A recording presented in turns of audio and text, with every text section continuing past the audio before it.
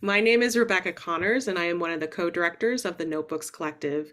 We are a virtual literary arts space focused on community, connection, and continued learning. We have future events on our website, including our next Write Together, which is our community writing time, on October 11th. The Notebooks Collective believes that Black Lives Matter and acknowledges that as a virtual organization, our offices are on the unceded lands of the Kickapoo, Massachusetts, and Pawtucket tribes. Native peoples across the world continue to preserve and celebrate their cultures, and we encourage you to support Native writers and artists. Since our events are attended by people all over the US, we encourage you to use this map to see what Native land you live on.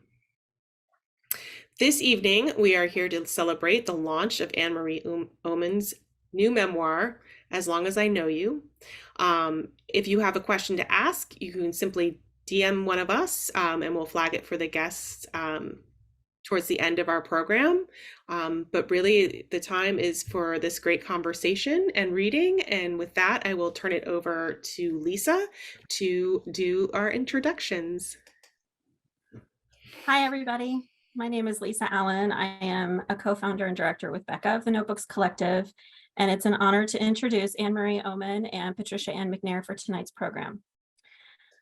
Writing an introduction for someone I like is difficult. Writing for two people I like and respect is damn near impossible. So instead, I'd like to tell you about my week. I spent it with Anne-Marie Oomen's newest memoir and essays, As Long as I Know You, the Mom Book, winner of the Sue Silverman Prize for Creative Nonfiction. It was my companion as I sipped my first cup of coffee on weekday mornings, my lunch date on Saturday, and my break at work between meetings and desk shifts. It made me smile and it made me cry. It reminded me that good memoirs are built from tight yet breathable essays, that essays are constructed from paragraphs weaved together to tell a bigger story, and that paragraphs don't sing without exquisitely written sentences. And even if someone accomplishes all of that with technical skill, a good memoir and essays needs an invisible scaffolding, lacework of deep thinking and a willingness to be vulnerable, to show our bruises, to face ourselves in the most unflattering light without being so focused on the I that we exclude the reader from the truths that we're trying to share. I met Anne-Marie at the Solstice Low Residency MFA in Creative Writing program. Another mentor there, the late Michael Steinberg, sat with me in a grand room on one of my first days in that sleepy Boston suburb and talked about emotional truth. I didn't fully grasp what he was talking about then. I was new to the idea of writing, and he was a legend, this man imparting his knowledge, and I nodded and thanked him because I knew that that was what I was supposed to do. But it was Anne-Marie who, through workshops and readings, helped me to better understand the concept of emotional truth. And now in this memoir, she does it again, because this book is about her mother and about Anne-Marie's life as her mother's daughter. And I am a daughter whose mother experience is vastly different from Anne-Marie's. And yet, as I read Anne-Marie's book, time and again, I saw myself in the emotional truth she put on the page. I found it here, for instance, in this paragraph in the essay Flowers, a Series. I sit holding the empty spoon. Why did I run away? Why did I leave her? Why didn't I try harder to see through her anger, her pain, her loneliness standing in that blooming orchard? Because she was shrill and nothing was ever right? Because she struck me once? Because I became afraid of her? She haunts me, this mother who is now pursing her lips like a kiss. It is effortless on the page, Anne-Marie's writing. And that's how I know she's done the work, the thinking, the interrogating, the drafting, the revising, the workshopping, the revising, the thinking, the interrogating. This is Anne-Marie's life work, doing this work. Her bio, a link to which we'll drop in the chat later, is proof. It includes 3 prior memoirs, an essay collection, a poetry collection, and so much more. She is an author, an editor, a teacher, an activist, a wife, a sister, an aunt, a friend. And that brings me to Patricia Ann McNair, friend of Anne-Marie Oomen, sure, but there's more. Patricia is also an award-winning writer. She writes fiction and nonfiction, and her most recent story collection, Responsible Adults, was named a distinguished favorite by the Independent Press Awards. This past week, when I wasn't reading Anne-Marie's book, I was reading Patricia's work, including an excerpt from Responsible Adults that uses an answering machine greeting as a refrain to tell the story of a father and a daughter. An essay about cultural differences and white privilege and the very real pleasure of making one's space as pretty as it can be while the world around us crumbles. And an essay about how shifting from the urban noise of Chicago to the silence of Michigan helped her focus and write in a way she had not done before. What I'm saying here is that Patricia is the kind of writer I've always aspired to be, one who moves between genre and form fluidly, one whose stories stick long after a page is turned. And now they're here together, these two longtime friends who both happen to write, who both happen to have crafted not just a body of work, but a life of lifting others trying to do the same. So we're going to start with the video trailer for As Long as I Know You, the Mom Book. It will run for about 2 minutes, and then Anne-Marie and Patty will begin their readings and conversation. So with that, please join me in welcoming our guests, Anne-Marie Oomen and Patricia Ann McNair.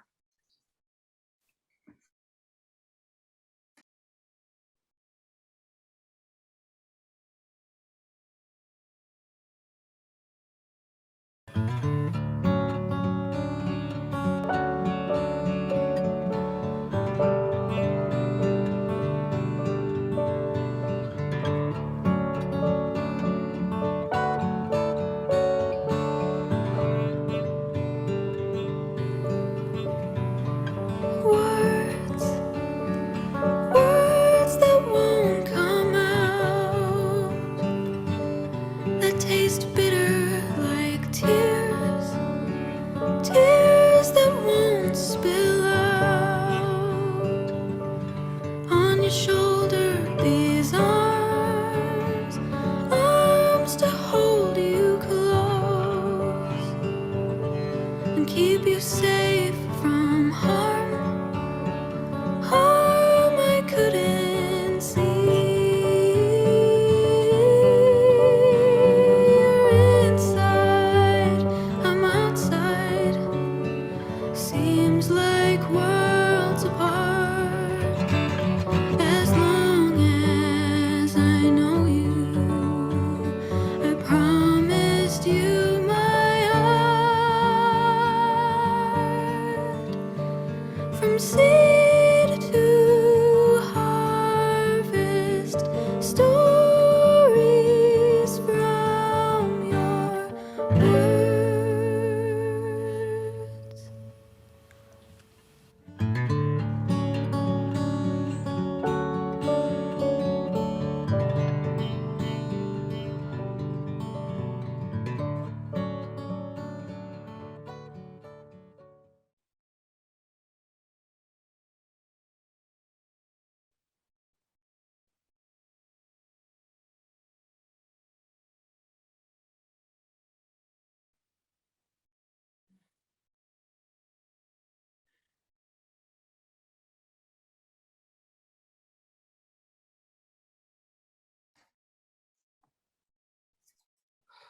And now Patrick is going to, gosh dang it. Patrick, we'll switch over to Anne-Marie and Patricia.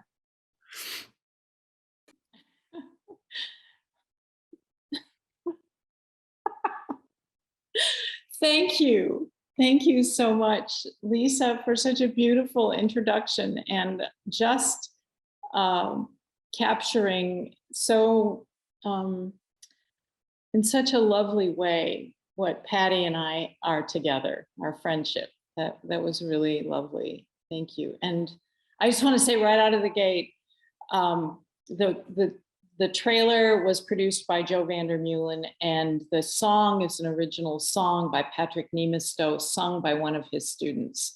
So he's a musician in our region, and that's just a lovely thing. And I also want to say right out of the gate, thank you for doing this, because this is the first event and it's so scary. And I'm so happy to see you and Patty and Becca and Lisa, and all of the people here are like my family. So this is just an amazing moment for me. And I'm really, really, truly grateful. And I couldn't be happier that it's in this way. Thanks. Yeah. We're all tearing up here.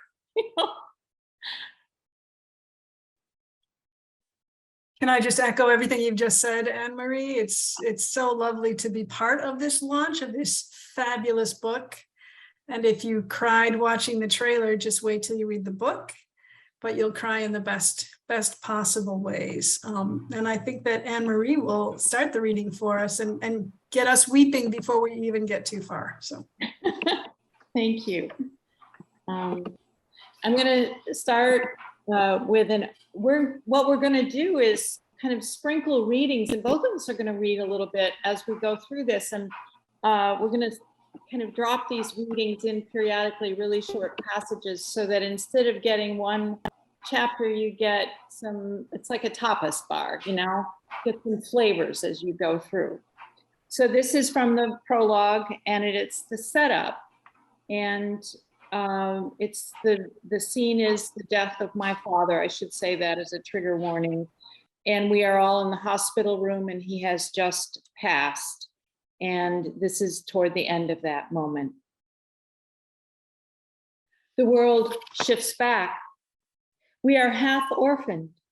Our family stands in a hospital room that is a field of silence, all about her. She remains now. Mother, parent, elder, and now widow. She is drive, control, shame, power, mourning, distorted love, all of it. And also suddenly, I know this more deeply than anything, she is alone. And now an intuition springs from connection that has always been knife sharp between us. Her solitude will be specific, demanding, and mothers should have that. These women who gave us life, who raised us up, who wiped our butts, but hers is beyond me for one simple reason. I have not been a good daughter, and I don't intend to start now. The pattern was set long ago and can't be marred by breath or unbreath, except I know nothing of the work of grief, except I know nothing really of her and nothing of myself. Thank you.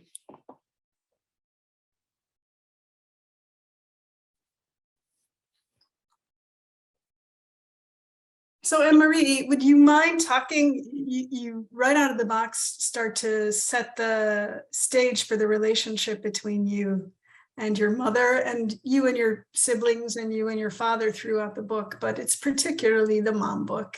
Mm-hmm. And so much, and you also in that opening, you talk about grief in the beginning, and I know that that's part of what kind of lies under the currents of a lot of this book. Would you just talk a little bit about the book as a whole for people who haven't yet read it, but also about those things that that you find yourself drawn to as you've been writing along the way? Thank you. What a good question. As you have said, I think you used the term in the past, there's anticipatory grief in this.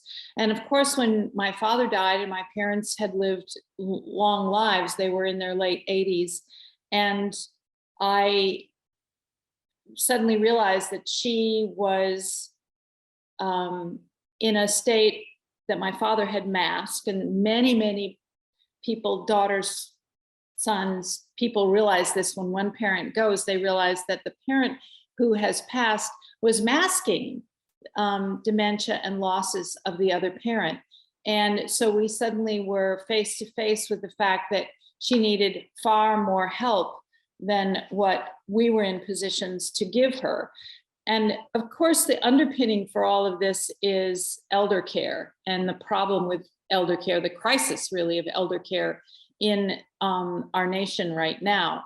But setting that aside, it's the story of loss and grief and how it can change you, how it can transform the moment, how even anticipating that her life would now be in part, of course, our responsibility, her safety at least would be our responsibility.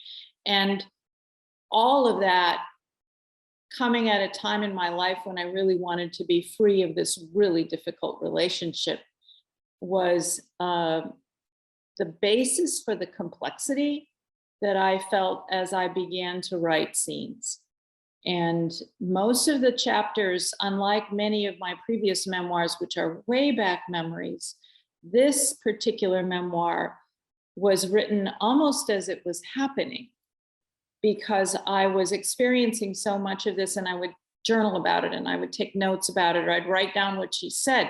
So in some ways, it's closer to the factual truth than any of my other memoirs, because I'm not relying on long-term memory, but it's also laced with an emotionalism that I think I've been searching for in those other memoirs too. So does that answer the question? Of course it did, and I'll have more to ask you about that too, but I'm gonna I find it interesting that you and I often have similar content in the things that we write, even though often I'm coming at it from a fictional point of view. And I've been thinking about this a lot in the mom book, and neither you nor I have children, and we were not women who wanted to have children.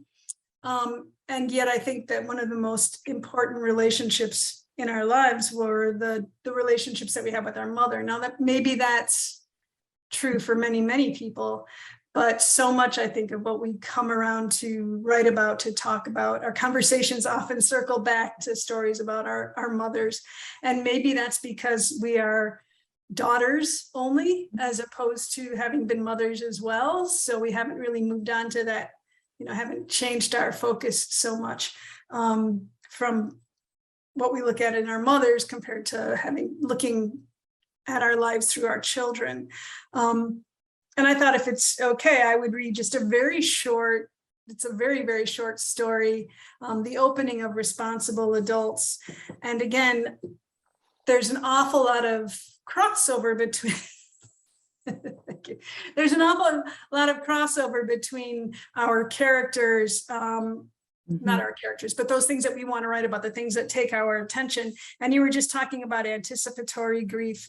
In this collection, there are a number of stories that are about an adult daughter and her mother who's sort of losing her way and losing her memories and just trying to sort all of that out.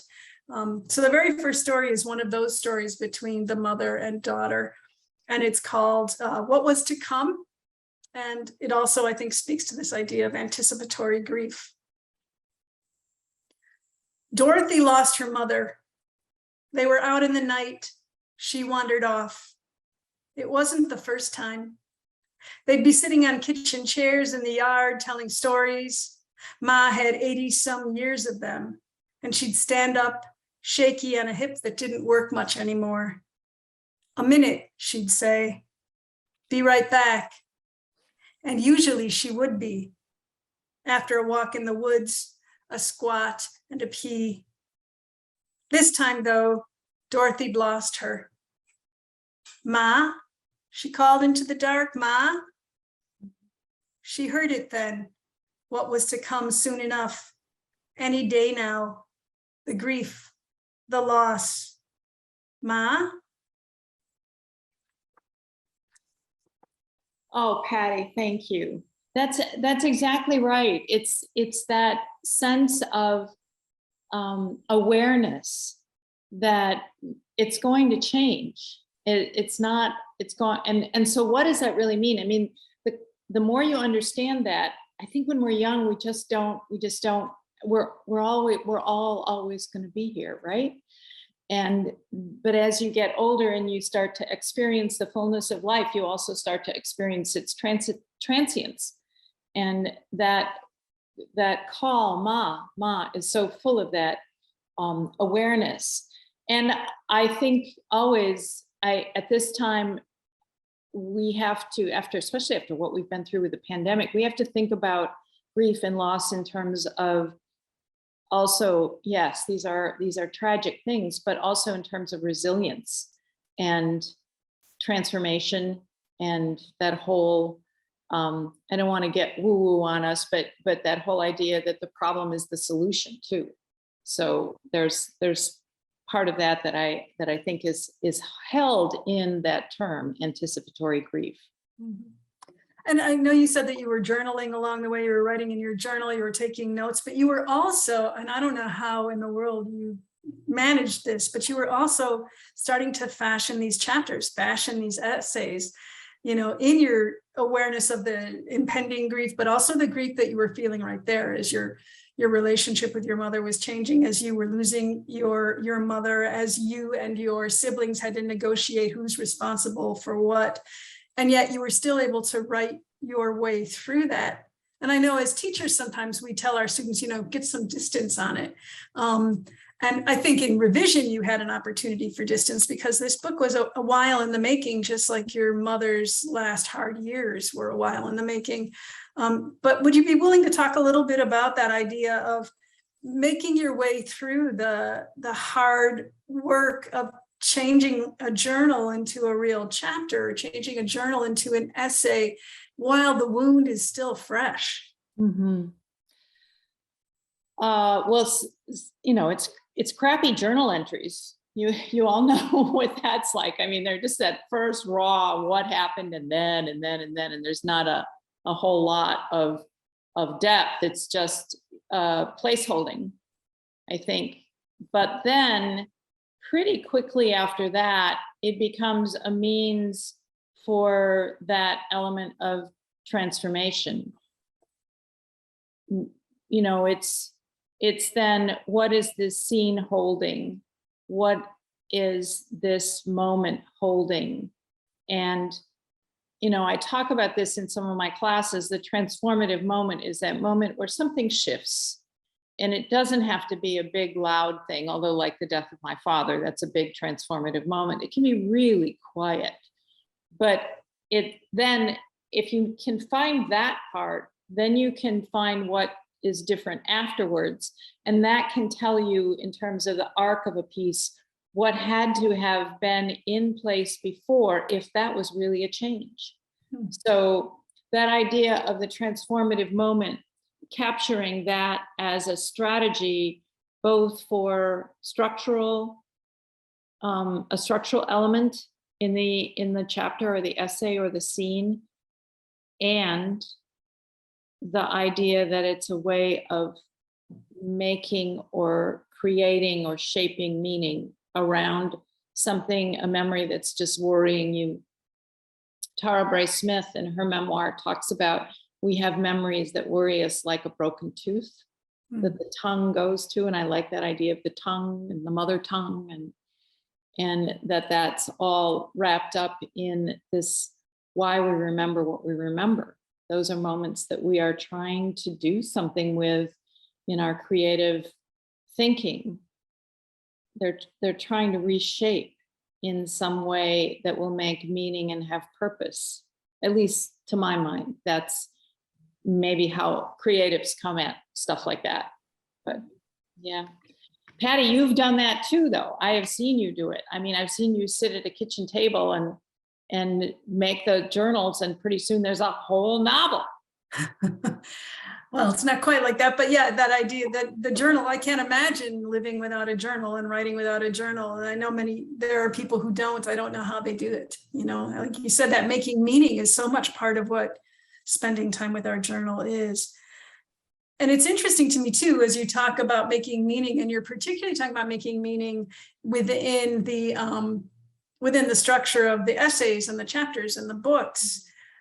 But again, because you were living this as you were writing this, was it useful to you to figure out where you were in life and where you were in your responsibilities? Because you mentioned too how your responsibilities as a daughter and as a sibling and all of that sort of shifted along the way, both through the actual experience, but then also as you started to put it down on the page and realize that maybe others would read it. But so I guess it's two parts I'm asking you. First of all, was it useful to you to try to find meaning through the creative process? Did that affect what was happening in your life? And then also, did it inform your sense of responsibility, both as the writer of this story, but also as the person who was engaged in this family work? Can you be my therapist? Ditto, man, ditto. Yeah, on so many of those things. I was, when I look back at some very early drafts, like some handwritten parts of my early, I was doing a lot of whining. I did not want to step up. I did not want to be a good girl. I mean, this was a relationship that had been difficult for me. And if you meet my mom, if you were to meet her, you would have loved her. She's warm and gracious and welcoming and generous, and her public persona, and she was loving. But she and I, and this can happen in a family, even in a loving family, she and I were on a collision course. And so those first drafts are angry. I'm pissed off. I do not want to take this on. And I'm doing it not with great willingness, but the actual writing part of it leads me into that point of rethinking, which I think, writing often does. We think it means one thing when we start, and then we go back over and we go, oh, this is not what I meant at all. And this is not what actually, this is not how I want to make meaning. And here's where it gets tricky. I do think we make meaning according to some of the narratives of our own life. And so part of what was happening here is I was shifting my own narrative. I was the bad daughter out there somewhere, on her own. And I had to come back to some degree, write my way and work my way in literal ways back into the fold. And that was not easy, but the writing was right there with me all along the way. So you're absolutely right. It's formative on several levels, not just in making a piece of art, which is a piece of writing, but it's formative to the interior. You were talking about the early drafts, and you felt you were kind of whiny, and you were there. You use this line in a few different of the chapters where I walked out. And so we really have this sight of Anne-Marie and her mother in these sort of stubborn moments where she didn't want to fight with her necessarily, but she definitely wanted to sort of hang up the phone or slam the door or that sort of thing. And she did with me too. I know she did. So it's that evolution of a new understanding that I think is critical. And that's part of what drives the story too. Is that whole idea that we are, what happens when you say right up front, I'm not a good daughter and I don't intend to start now. I mean, that's the setup for, okay, there's a lot of conflict here. Right. Well, and it's interesting that I think too, as you moved forward with the drafts and as you kind of looked at the scenes from different points of view, of your own points of view, sort of turning these things around and looking at them, those moments, that there was a vulnerability in you that when you started to let go of tough Anne-Marie, walk out on the argument Anne-Marie, whine, fight back Anne-Marie, when you kind of allowed yourself to sink into this relationship with your mother's. You mentioned early on in the prologue about how she became this sweet sort of other human, sort of different from the mother that raised you. And when all of that starts to happen, the vulnerability of your own responsibilities, the vulnerability of, again, the anticipatory grief, that stuff starts to really emerge in the piece.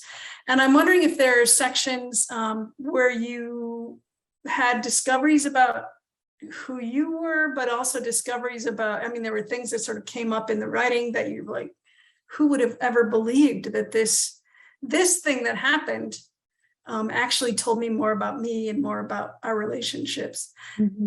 And I'm thinking too about the wedding quilt.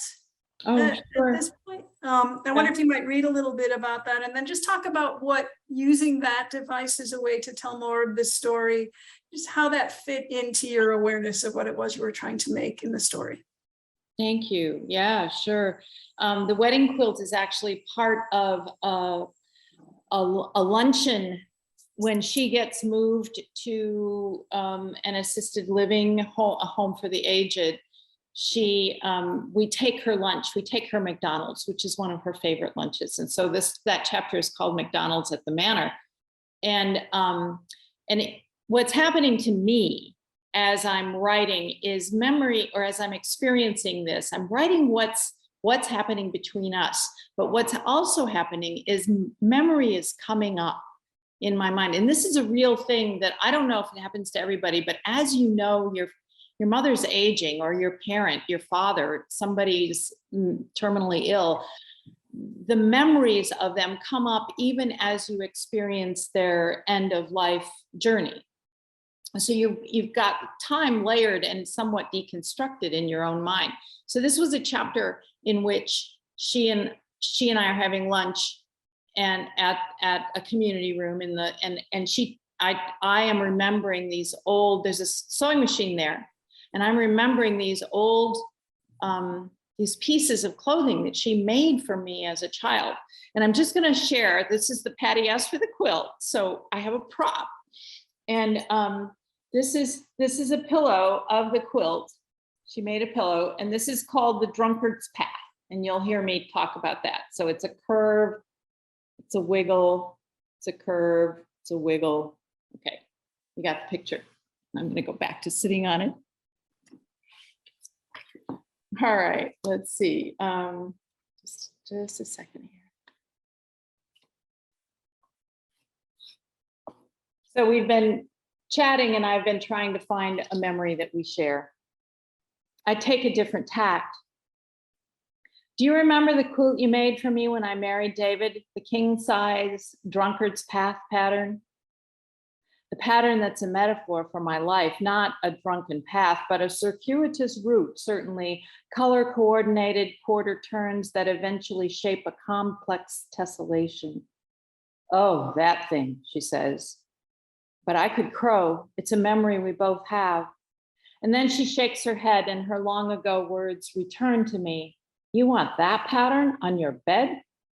If she knew my quilt pattern was also called Solomon's Puzzle, would she have liked it better? Solomon's Puzzle, because the pattern can reshape itself a half dozen ways, reforming, redirecting the eye, revolving its own puzzle, that quarter turn fitting in and out of itself, metaphor for us. What were the colors, I ask, for her benefit? Too dark, she says. Deep green leaf pattern, dark magenta, black borders. How long did it take, Mom? I don't know, but I was glad to be rid of it. A year of her time, that's how long. Childhood scenes rise. Last week, I woke from a dream memory, a time before the troubles between us, of her teaching me to hem a dress. That hem stitch that takes forever to master, the bringing together of two edges, one marked with pins, one not, and somehow I must keep it straight. In dream terror, I found I couldn't do it, could not draw the needle through the fabric to stitch a straight hem for the dress. I woke trembling in the decades-old echo of her scolding. But still, the truth is, she taught me to hem, to stitch, to survive. I'm remembering the wrong things, the scold, but not the drive. I take a hard breath. I did not intend to stumble into this, my denial of her time and skill, hemming satin that she could not afford, up all night with yellow dotted Swiss, a year to piece, a king-sized quilt. She had done things for me that brought her no joy, that she doesn't even remember. We sit in the poor light of the community room, and some shift begins its step-by-step quarter turn route. She looks at the table, yellow mustard smeared, and commands sharply, need to clean up this mess. Another quarter turn, this one to the dark colors. Forgiveness flies up, a terrified bird. So what that reminds me of, Patty, as I'm reading that, is that change, human change, is like it feels to me like it's slow, and it comes and goes, and it escalates a little bit and falls back and escalates a little more, or that transformation in a scene as we write it can be one thing. It can happen fairly quickly, but the long term is slow. That's what I was thinking of. And it's a lot like what happens in your beautiful story, the telephone story, you know, where each phone call is a slow escalation. Can you read a part of that?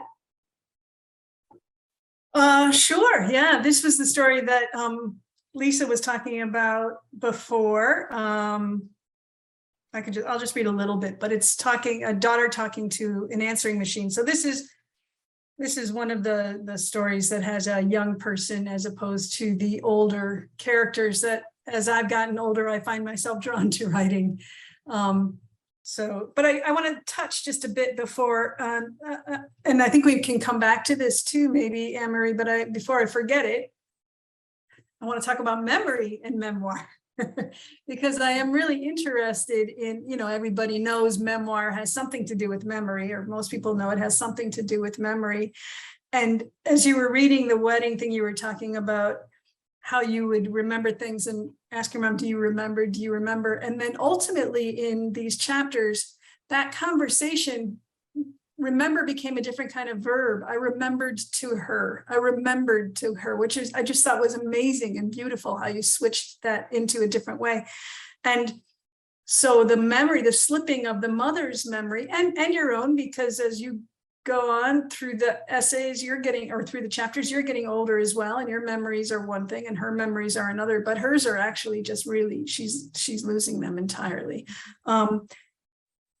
So maybe we'll come back and talk about memory if we have time to. So the use of memory in those things. But I think that's an important point, that one of the devices I could use with her for real was to remember to her. I don't know that she was always happy about it. And that was interesting to you, because you would say, oh, you know, occasionally you would scold yourself for having brought up the wrong remembering for her. Yeah. But then that also linked to, gosh, I don't even know what came first anymore, but that would link to the scene. It's again where time is deconstructed. My memory is coming into this moment of memoir that I'm constructing out of a scene that in most cases is happening very close to the present. So there's the overlay, and then what she gets and what she doesn't get is part of, and what she remembers and what she doesn't remember is part of that escalation, that whole issue of forgiveness, how it comes and goes, and how transformation is slow. Right. Yeah. Well, in this story of mine that you're talking about, that's called Good News or Money, which is based on there's a line in 1,000 Clowns. Jason Robards keeps saying, hello, good news or money, into his answering, or he picks up his phone. Hello, is this good news or money? No, goodbye. And so in this story, this girl calls her father, who she's estranged from, and his answering machine keeps saying the same thing, you know, hello, is this good news or money? No, goodbye. And she keeps getting cut off. It's back in the time of answering machines cutting you off. But this story, and I'll only read a little bit of it, it does come to this place about who can we forgive, and, you know, or can we forgive, what's forgivable. And she's young, so she's a little less willing to forgive than she might be if she had spent more time with him in the later part of his life. So, all right, I'll pick just a little bit of this. So the answering machine has just said, hello, is this someone with good news or money? No, goodbye. I keep expecting you're going to pick up the phone one of these times. Maybe you do. Maybe you do pick up the phone. Funny, but when I remember your voice, it sounds like Jason Robards in that movie, sort of smoked rough. Is that you, Dad? Are you on the line? So here's the thing, Daddy-o. I have been thinking about that one time for some reason, remember? That time you came home without your shoes and said you'd given them to some guy on the street, some guy who needed them more than you, some homeless guy who lived on the street. You said, what street was that exactly, Dad? Daddy-o? I always wondered what street was that exactly. I'm a little off topic here. Mom asked me to call today. That's why I'm calling. She asked me to tell you the news. But that time you came home without your shoes, Dad, I can't stop thinking about it. There you were in socks on the icy tile floor of the foyer, and you said you gave this guy your shoes because it was cold and he was barefoot. It was early morning, spring. I remember the sky was sort of purple. It was so early, purple like a bruise, like grape jelly. You remember, you must. We were in that yellow house in New Hope, the one with the tile floors and the toilet that always overflowed, the one with the basement that flooded all the time and smelled like wet dog, the one where Mom was pregnant for a little while, and then she wasn't. You remember. And we didn't know where you'd been, me and Mom. And then there you were, wiggling your keys in the door like you didn't know which one worked. And then you were inside and we were watching TV, me and Mom, the morning news, just in case you were on it. In case you were news, an accident or something, hurt maybe, but you didn't look hurt, just shoeless. And Mom was eating dry toast to try to keep from puking. The morning sickness was so bad. And I was eating Lucky Charms, the yellow house, you remember. And it goes on from there. You find out the dramatic discoveries of the daughter and what she tells us, so. I just think that's so masterful. It's all done in this one voice. It's all done on the answering machine or on, could be voicemail or anything like that. And it's just a slow, steady, relentless, fierce escalation. I mean, how did you do that? Probably like you did as you were writing, the younger parts of your own obstinance, the tough girl. I just sort of remembered the tough girl I once was before I became an old softie. But we all became softies, yeah. Yeah. I mean, that idea of, we all think we're tougher than we are, I think, when we're kids, and I just sort of tapped into that. And I find it, we have to do that in fiction writing, right? We're often imagining and putting ourselves in the minds of others and putting ourselves in characters' heads and listening to their voices and finding how their voice meets with ours so that we can make an authentic voice between the marriage between the two, our voice and their voice. And I know that many people understand the term creative nonfiction. I know that they realize that there's a creative part to writing memoir and that sort of thing. But what I find really interesting in contemporary nonfiction is this idea of perhapsing, of imagining something that is, I guess now people talk about speculative nonfiction, which is really an interesting phrase. Some people go for it, some people don't. But that idea of sort of imagining what's not really there, and yet you're still telling the truth through these things that you imagine and these things that you create. And I'm thinking about the fantasy further on in your collection. You have this fantasy that you have as you're taking your mother from the assisted living or the semi-assisted living to like the whole medical care facility, which she needs to get to eventually. And you have this whole sort of conversation in your head about what you will do instead of what you have to do. Could you read some of that? Sure. Yeah. Thank you for asking for that. I just have to make sure I find the right page. I'm,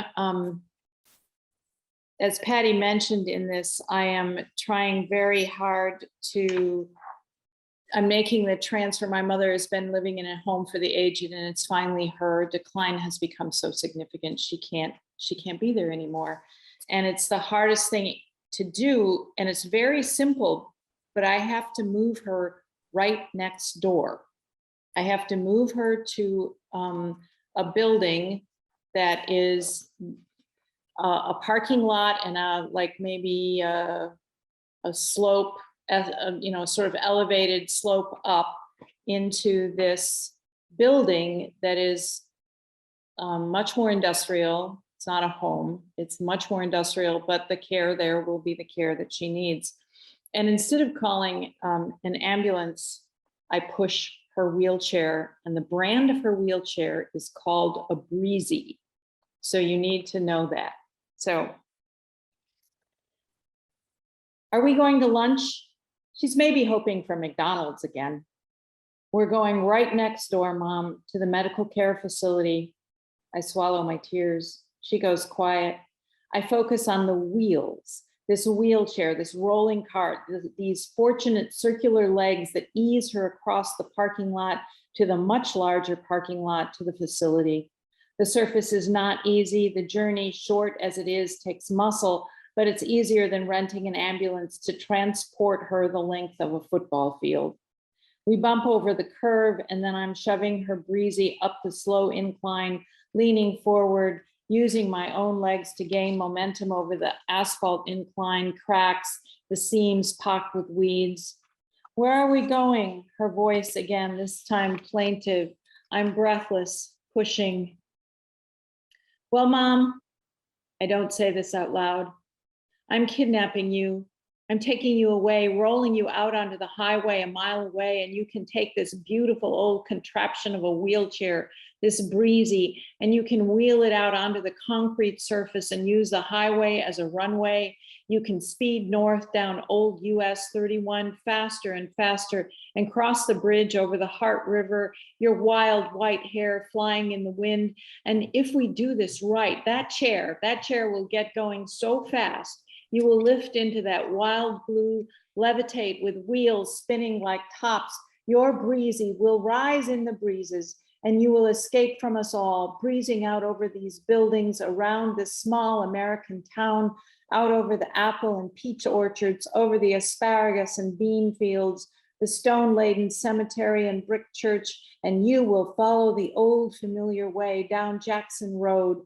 You will pass the gray farmhouses of friends you grew old with, pass over the lone fields that always are freshly tilled in your mind, the wide stretches of woods and pastures that defined you, and you will fly over them all, over the cedar swamp, the irrigation pond, and over the familiar white farmhouse with its grand silver maple, over our red gabled barns with their ghost animals, over the rusted sprawling machinery, back to the bustle that you were once the volcanic center of, back to your spinning life. You and your Breezy will ride the currents of time and escape, hair streaming, wheels spinning in the wind. Next door, Mom, I giggle maniacally and push harder up the slow incline.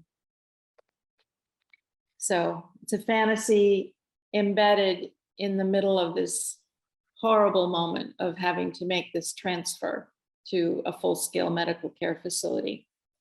And thanks for asking for that. I like that permission that you can give yourself with that speculation. And it has to come from the narrator. I think it's more difficult. I don't know that you can assign it. Well, maybe you could assign it to a character, but it would still have to come through your acknowledgement that it's your speculation. Yeah.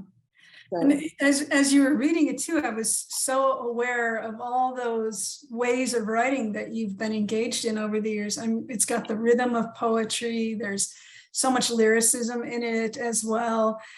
I know you often try to say you're not a fiction writer, but you have dabbled on occasion. And so that fictionalizing of, this is what could happen, maybe this will happen, bringing in that technique and your sense of voice and playwriting to the dramatic moments, finding those dramatic moments. And there's so much caught in just that small section there. Are you aware of those times when you sort of reach for your poetry muscles, or when you reach, or do they always play all at the same time, all these genres that you have had so much experience writing? wow. That's an interesting question. I'm not always, it comes in revision. It always comes as you revise and you're sinking deeper into the scene. And I think that's a lot of it is sinking deep into the scene. I mean, sinking really back into that moment.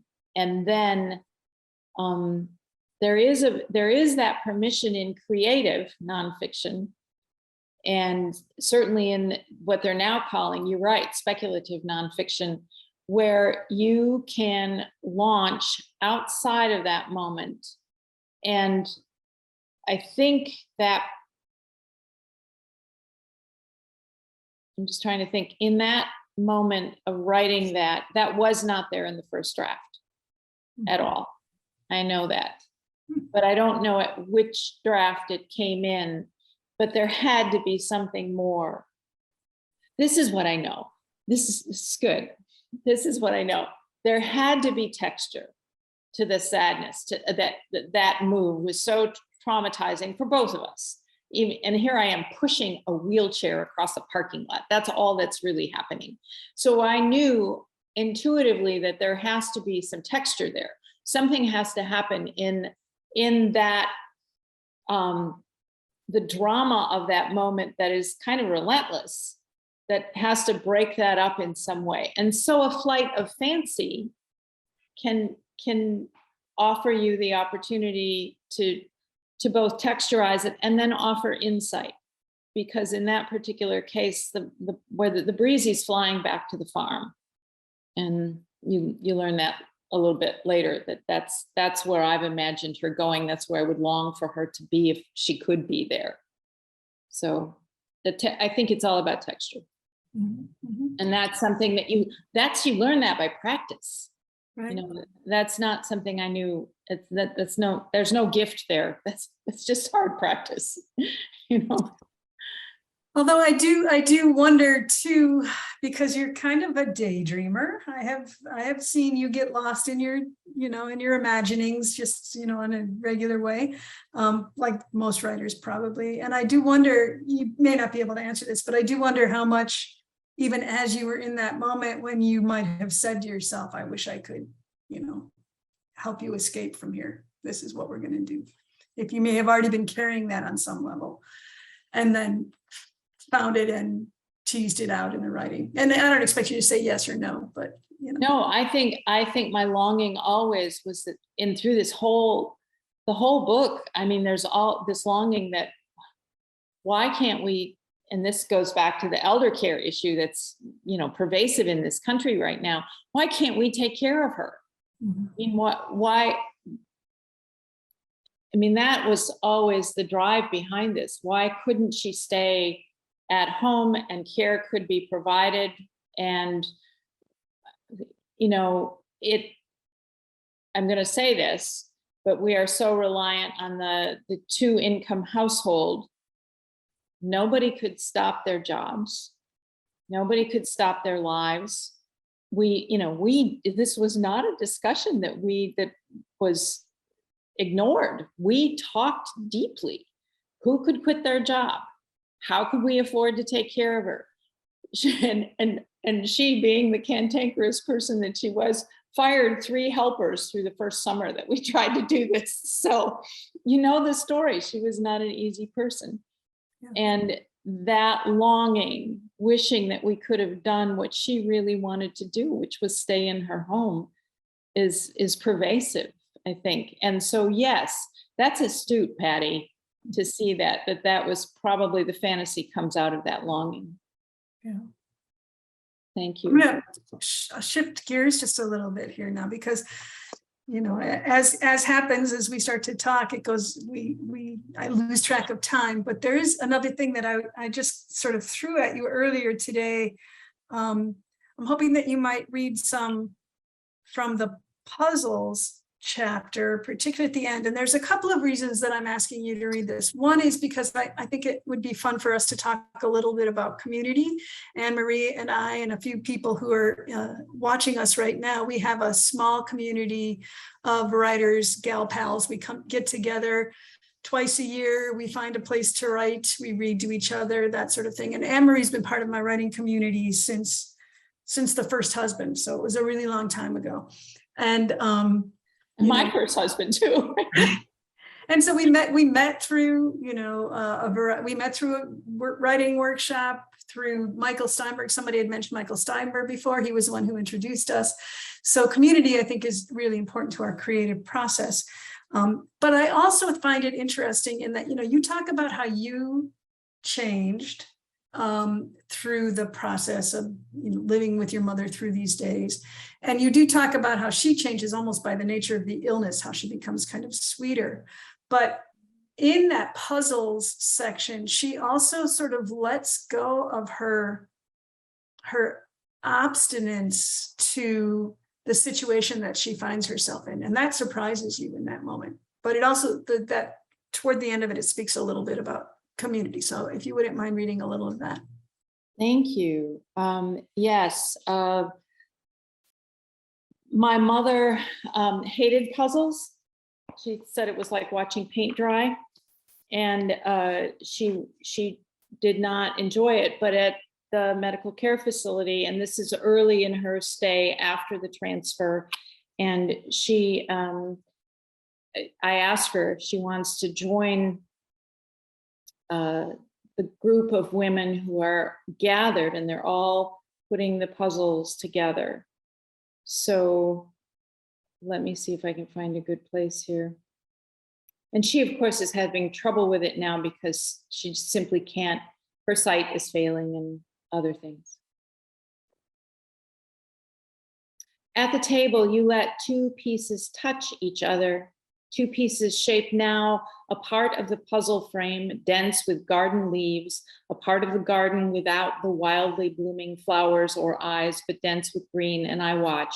Mom just lock them together, one piece to another, but you push them apart as though they were magnets repelling. And this too is a prayer. You lift your eyes and study the puzzle of women gathered at the table surface, silently working the pieces. You watch what they do, then push your pieces at each other as they do. The pieces touch, a jig to jig, like a friend might just touch a friend's shoulder. Maybe it begins with that old wish, me wanting to be friends with you. I always wanted you to be my friend, but you saw every weakness in me. And then, of course, I lied to you more than once, more than twice. And because of that, you never trusted me. The eyes of that cat tell a sad truth. I am putting together the puzzle of our not being friends now that you are nearly a child. How does this work? Too late and with so many mistakes, all this love scattered at our fingertips, the pieces to the puzzle we cannot put together. And yet, if we study it, could we see how, you and I, could we put together the vision here at the puzzle table, one eye at a time? Could we see how we see each other, the eyes looking back at us, one eye at a time? Would the two find a single face? Here at the puzzle table, the women murmur and go quiet, murmur and go quiet, stack the eyes, make guesses as to which eyes go with which animal. Now you push the two pieces of green toward each other. You place them on top of each other, turn both upside down, and I tell myself not to help you, not to do anything to interfere with your concentration. Your wrists are braced on the table and you look up at the other women, watching them again. You sigh a long sleeve of breath. Mom, do you want to go? I ask. And you look at me, eyes watery. No, you say. You look away. You like the puzzle? I'm looking for confirmation. No, you say, almost exasperated. That old disapproval, how could I be so stupid? And then you know that you must explain something. You're not sure what, how. Finally, I like it here. You nod toward the women. I look at them, all bent to the work, piecing together. The light shines on the faded heads gathered over the daily work of the puzzle. Ah, we are a gathering. We are putting together the puzzle of gathering, of being together, these togetherings. That is not mystery. Is it comfort? I look at her face. It is not unhappy. Let it pass for comfort then. We are together, putting the whole picture together as best we can. You fetch, you reach for the puzzle pieces, and after a long and perilous struggle, your fingers brailing over the edges, you lock them together. They are not made for each other, but they do hold. Oh, thank you, Patty. I hadn't thought about that very deeply, and I realize it is all about community. You know, it's all about them being together, and there's comfort even in that simple thing of putting together those puzzles. Thank you. Wow, what a gift. Would you mind talking a little bit about how community has affected your creative process? And speaking of community, let me just say that Interlochen College of Creative Arts in Michigan, in Interlochen, Michigan, has a writer's retreat in the summer in June, early June, and Anne-Marie Oomen will be teaching a class on inspiration and a variety of other things. It'll be a generative workshop, and the Interlochen College of Creative Arts is a fabulous community. That's just a little commercial. And now talk a little bit about how community affects what you're trying to do. I don't think I would be a writer at all if it weren't for a literary community. I mean, I feel like the people I rub shoulders with, even if we're not talking about the work, which we do often, but even if we're not talking about the work, the presence of other writers in my life is an affirmation. And you know, from the very beginning, when I, you know, long before the MFA, a little bit of my story is that when my first marriage failed in my early 30s, and you go through this transition moment of, you know, like, what's this all about and what do I want from my life? I realized at that point that what I really loved, what really brought me joy was writing. But at that time I had no community and I had no way of finding it. And so moving into taking workshops, finding writers groups, going to conferences, and you start to see people and you start to realize, oh, that this person, we've had this conversation, maybe we can work together. Or you go to a class over a period of time, and gradually over the years, the community grows and you find your people. And without that, I think you feel too much. I felt too much like I was working in a vacuum. I don't suppose every writer feels this way, but I need my brothers and sisters in the, and all of my, I need my peeps in the work. And just, you know, like knowing that Lisa and Becca are out there, or, you know, the solstice community also has been hugely important. You mentioned Interlochen, of course, because I was there for many years, but the solstice community is another place where all kinds of people support each other affirmatively. And Meg, I don't know if she's still out there, but she always talks about falling in love with somebody's work. And I feel like when I'm working there, I'm falling in love with many people's work, because it's just the atmosphere that comes back, and it builds my own sense of literary hope. That's what it is. It's kind of, community gives me literary hope. Yeah. Thank you for that question. I just think it's critical for many of us. And I think hope is critical for many of us. It's a very precious commodity right now, that sense of hope, literary hope and other hope. I have a few more questions, but I do want to remind people that if you have questions, please drop them in the chat. Is that the way we're doing that, Becca? Drop them in the chat? Yeah, we were asking folks to message Lisa or I. We haven't gotten any questions yet, so I think doing an open call, if anyone has any questions, just to drop them in the chat, and we're glad to take a look at them. But and just for a time check, we have about 20 minutes left, so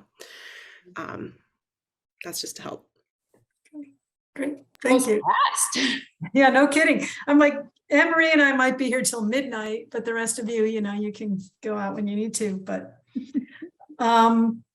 so yeah, community and creative process, I think that's important. I do want to remind people again, Interlochen College of Creative Arts, and they have a variety of programs, creative writing programs throughout the year, but Anne-Marie she started them. So, you know, it's wonderful that, thanks, Patty, that those communities can build there. Yeah. And that retreat, by the way, Patty is now the artistic director of that retreat. that is shaping it beautifully.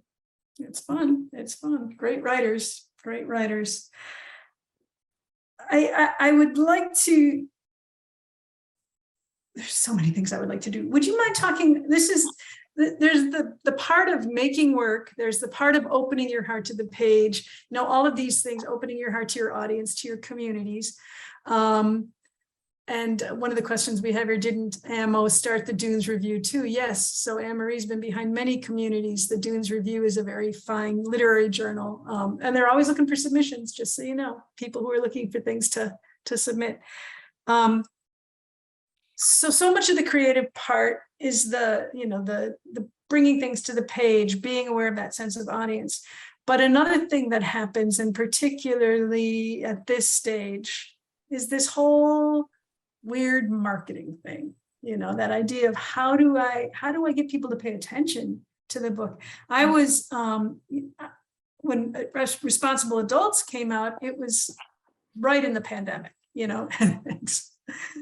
It was right in the pandemic. And so, you know, I didn't do the usual things that I would do, which is essentially like pack a bunch of them in the trunk of my car, drive all over, give readings, do book things. It was really hard for me to reach out during the pandemic. I just wasn't skilled at that.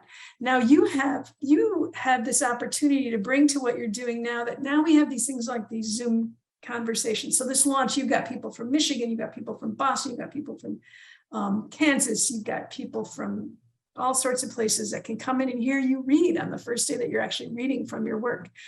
So you have a little bit of the pandemic leftover marketing opportunities, but then you also, the real launch is going to be a fabulous thing in a few weeks in Northern Michigan. Can you just talk about how you get your work out there besides just writing it and hoping someone will publish it? It's years ago, a colleague of mine at Interlochen said, you know, when you have a book, 50% of your time post-publication will be spent on the business end of the work. I would say it's more like 70 to 80% of the time.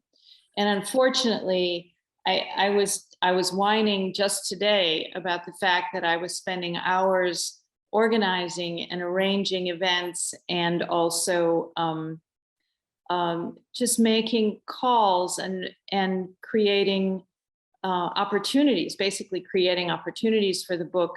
And I hadn't done enough creative work, and it was making me a little grumpy. But part of this relates to what you said before. And this is the part that is, I mean, it is hard to do. You have to make an effort to make the contacts, and you have to keep in positive ways, keep, you know, just putting the book out there and saying, here, just so you see it. Just, I'm not a hard sell person, but I like to do, I've learned that I can do soft sell, and it's something that I've learned. It doesn't come naturally to me. But here's the thing. Being a literary citizen, it goes back to that community thing that you were talking about earlier. If we are in this together, I'm not alone with my only book. I mean, of the people I'm looking at on this list, there are almost everybody has incredible publications, and many people have, you know, beautiful art and several books. And so we're all, everyone who's here is a literary citizen. And I think it's a both a give and a take process. That right now I'm in a position where I'm asking people to help me, and the sort of unspoken contract is, when the time comes, I will do my best to support that in return. It's not a bargain, it's not mercenary, it's a giving that we are making as citizens of these literary communities. And that's part of, I think, positive marketing. I mean, that I don't want to even call it marketing, but positive interaction that supports the more marketing side of this whole project. So yeah, there's some, I won't deny that, you know, writing cover letters and things like that will sometimes be challenging and sometimes outright drudgery. But then there's also the interaction that comes when you find yourself in a community in a reading like this, where you're going, oh my gosh, this is the connection. This is the connection. Here's where it happens. And that's what we all want, is the connection with a reader. And that's why you go through all that. Does that make any sense? Very much so. Yeah.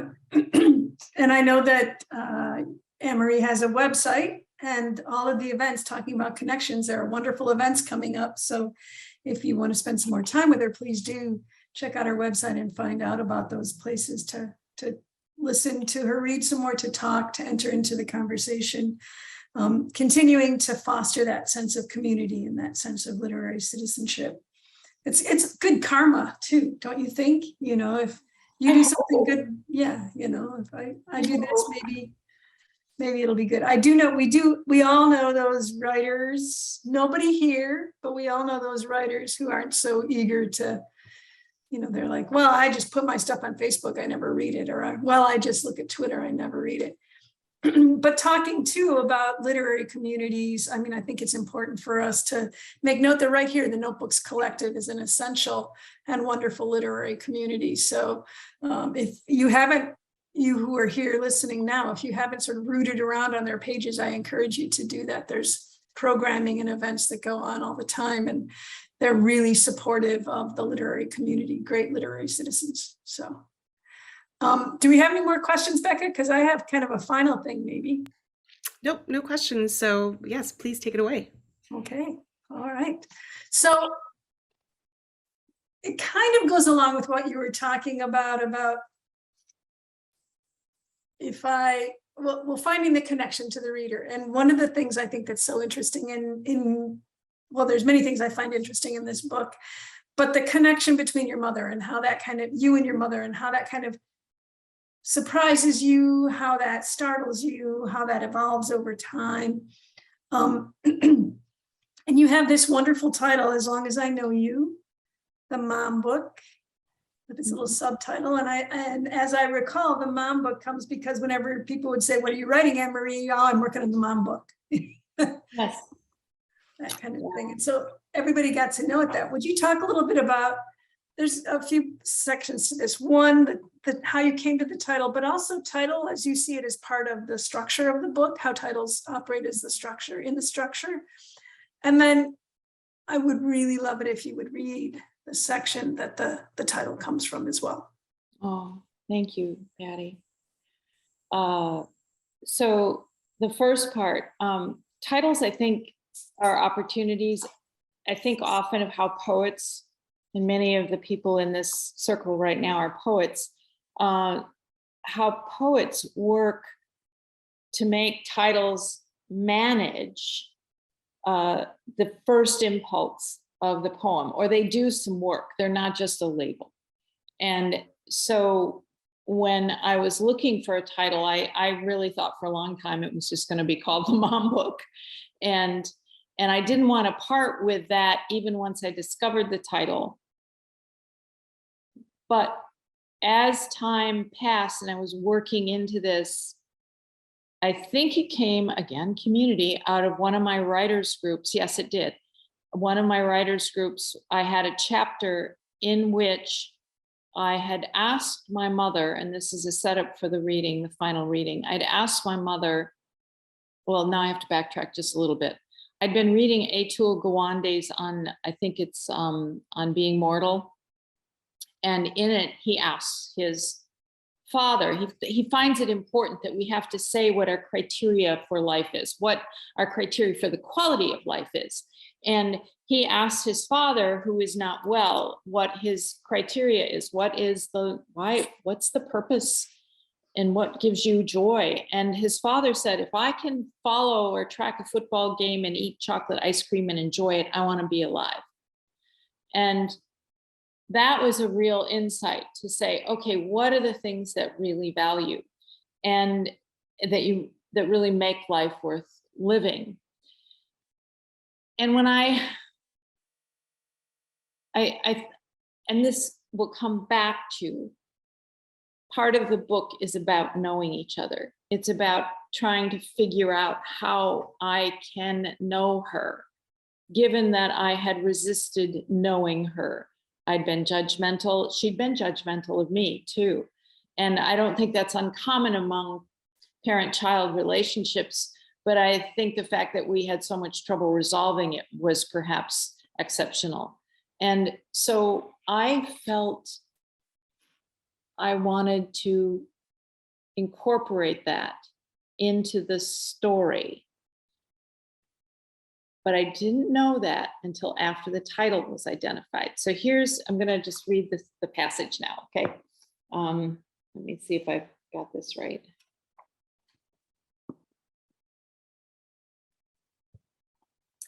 Mom, I need to ask you a question. A soft opening for a serious conversation, but she has a mother's sixth sense for alarm that never fades. It kicks in, she looks at me sideways. What's wrong now? Use the slow on-ramp. Mom, I figure you will live a long time yet, but I want to avoid what happened when Dad died. I was trying to figure out what to do if you were really sick and couldn't tell us what you want. And so I wondered if you can tell me what it is that makes life worth living for you, so I would know that if you couldn't have that, whatever it is, we should let you go. I expect her to scold me for bringing it up, tell me not to worry about her, that it's in God's hands, which it may well be, but I'm not trusting God all that much these days. But my master of avoiding all things death, mother, answers like it's a second grade question. Oh, if I didn't know you. I sit back.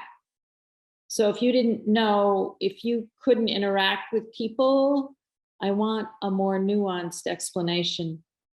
If I didn't know you kids anymore. She nods to another apple slice, eager for the sweet now that the skin is peeled off. Long as I know you. She'd said it right the first time.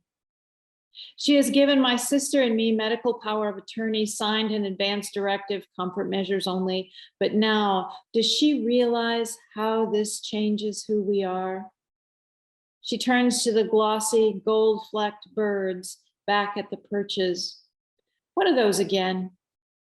I reach for her hand, hold it lightly. Starlings, Mom. Oh, that's right. She recognizes them. But knowing is different. Knowing hovers in another realm. The attention and intention one must muster to know a person, to honor with the eyes, voice, face, kiss, to act within this knowing. Signature gestures, tone of voice, scent of skin. This is what I'm asked to hold in place, the placeholders of identity, and we. Now I know we will not let her go easily. I split the last bit of apple slice between us, peeling some spot of toughness away. Thanks for asking me to read that. So that title, that chapter was in pretty rough shape, and I took that to, here we go with community again, my writers group, and read it. And one of the members of my writers group, Karen Anderson, said, as long as I know you, that may be your title. And this is one of those moments where community gives you everything. When she said that, as long as I know you might be your title, everything started to shift. It was like a ripple effect. Everything kind of replaced itself, and the whole book became more whole because it gave me a through line that I could start to grapple with. Not only was I a bad daughter trying to figure out if I could save that when I didn't want to, but it was also about how to know myself and her. Wow. Thank you, Patty. You make me go deep. Really. Thank you, Anne-Marie. I'm thinking about all the things. As long as I know you, as long as I know you, Anne-Marie, I'll have books to read. As long as I know you, I'll have things I'll want to talk about. As long as we know you, we'll be telling people to get this book. As long as I know you, the mom book. So Thank thank you. Thank you for reading that. And then just another great thank you to all of you who have hung in through this conversation, and to Becca and Lisa again for amazing, amazing prep. The work that it takes to do these are amazing, and for helping me launch this whole thing. This is the first event. That's so, Thank you, yeah, we're Patty, so. Lisa, and Becca. I just really appreciate it. And to Patrick, who is working behind the scenes. No, we are so incredibly honored to have this opportunity. And I again, I think right away I want to suggest that we ask people to unmute and give Anne-Marie and Patty like a lovely round of applause, because this has been such a special moment. So it's gonna get a little loud in here for a second.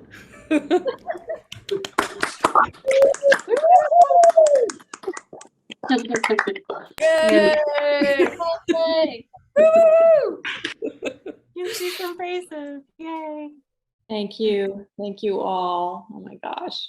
And then we're just to essentially wrap up, say that you should buy Anne-Marie's book, and also Responsible Adults.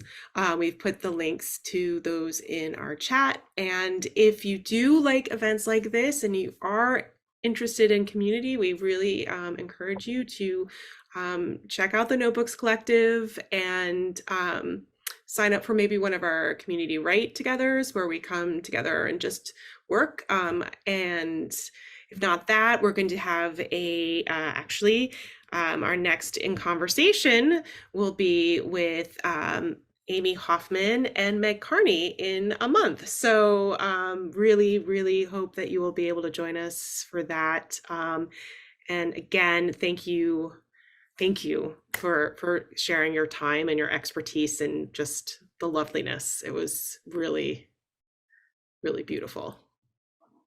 I'm going to clap again. I'm clapping for you. Yeah, Yes. thank you. Thank you too to Lisa and Becca, and Oh, especially and to to Anne-Marie. all those beautiful faces, all my friends and folks out there. Thanks for sticking with this and for being part of this. And yeah, it's pretty momentous to me. I really appreciate it. And Patty, always.